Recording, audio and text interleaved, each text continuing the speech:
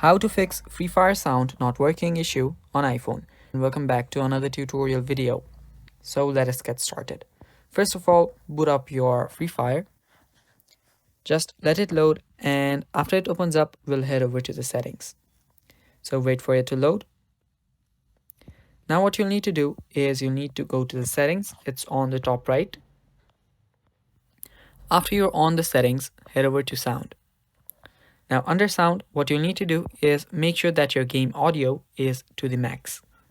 Now I've just made it to 0 because you won't hear me talking if I made it to max. So just make sure that it's on max, game audio is on max, and make sure that the vibrations are also turned on.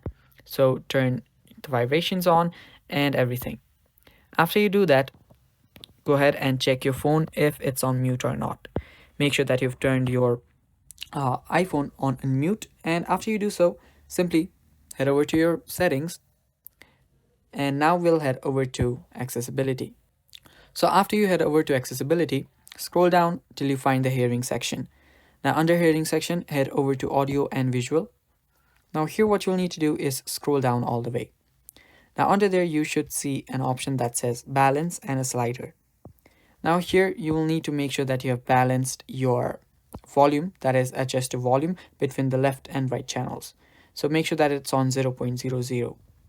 After you do that, you should be good with the sound in your Free Fire, but if it still does not work, it might be because of a glitch. So head over to your general, scroll down till you find iPhone storage, and under iPhone storage, head over to Free Fire.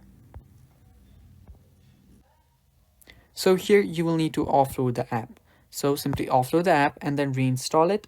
And after you do so, your glitches should be fixed. And yeah, that is basically how you fix Free Fire sound not working issue on your iPhone.